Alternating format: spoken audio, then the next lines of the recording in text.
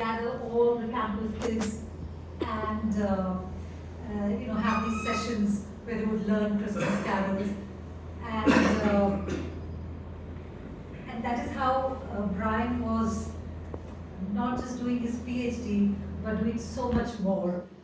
And I, of course, also kind of liked Brian because he was a musician. I mean, he used to play his guitar and he used to sing. He used to compose also his own this thing. And I particularly remember, I don't remember the words, but he used to sing Lucky Konkan song. And so that is how I got to know Brian. And it so happened that he came over to Delhi. I was still in Hyderabad. I spent 20 glorious years there. And when I decided to come to Jamia, leaving Hyderabad, one of the first persons I got in touch with was Brian. And later, when he got married to Queenie, and I have distinct memory of holding Dwayne in my hands when he was just born in the Holy Family Hospital.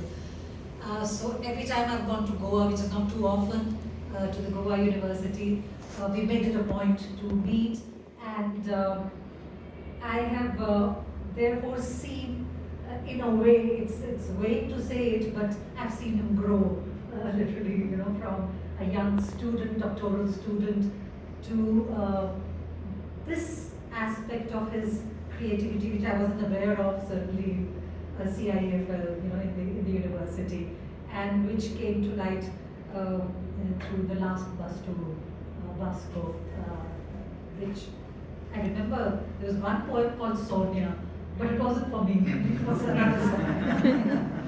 It was a beautiful poem.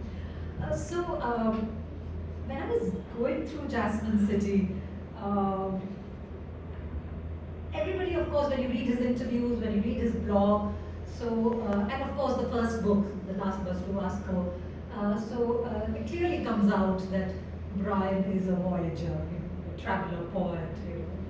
But I think he's a voyager in more sense than one, because you see him look at all his poems, and I think Amit has really pointed that out in his introduction, a very well written introduction to the volume, that in order to get to know his poems, and if they have to speak to you, actually, of course there is the poetry, which anyway will speak to you, the cadence, the rhythm, and but really, you might have to look up the dictionary, not just for the Lexis, but also for the entire range of historical references, cultural references that it is replete with. I'm lucky that I was a young woman when we were listening to hard rock, metal in the 70s and 80s, and that is something which I think many poems of Brian are replete with, these references to music, to musicians. So I would say that Brian is not just a traveler, but a person at the crossroads with all kinds of, imbibing all kinds of influences. Of course, a vast reading, and a typically Renaissance man in that sense. So his poems, in fact, are so beautiful to be reading today in this summery Delhi evening. But I would have picked up basically some of those which actually deal with music, and there are so many of them. I think there's hardly a poem there which doesn't have a reference to music. So, for example, this poem, very close to this place, is the Jantar Mantar, and there's this poem, Stairway to Heaven. Yeah. Yeah, beautiful poem. Yeah. So the Jantar Mantar is kind of actually, even if it were not a song by Led Zeppelin, you would think of Jantar Mantar as a stairway to heaven with all its arches and the staircases, etc. And by the way, Brian, your favorite author, your favorite short story author, Julio Cortázar, who's also one of my favorite Latin American authors of the boom, he has a book called The Prose of the Observatory, which is on the Jantar Mantar, because indeed it is a surrealist architecture, it's a surrealist, if you just look at it, the kind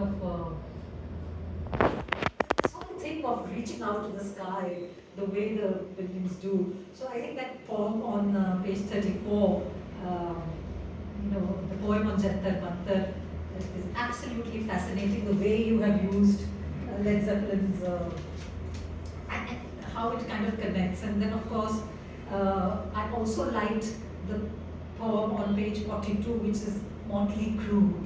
And believe me that as soon as I read it, I immediately thought of the rock band, and it is to do with the rock band again.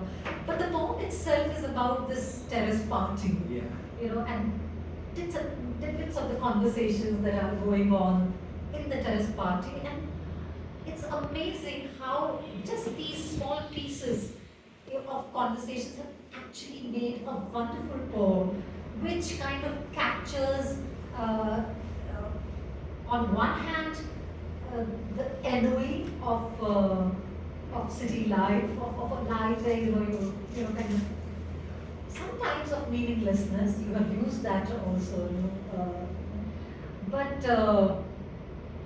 and there, so maybe it's Brian's terrace party, but Brian is the flaneur. He's kind of looking at things around, and so this poem, Motley Crue, also as I thought that the title itself, so there was this rock band, Motley Crue, and they were kind of known for their hedonistic lifestyle, and so 70s and 80s, I think they were in the 80s, and it is precisely that kind of hedonism which comes out from those snatches of conversation in the poem. I'm afraid many of you... I could, sorry, yeah, please do read it. Yeah. I could actually visualize this terrace party in Sudan. Why don't you read it, Brian? Try and read it, so that people know what you're talking about. You won't believe it, I just opened the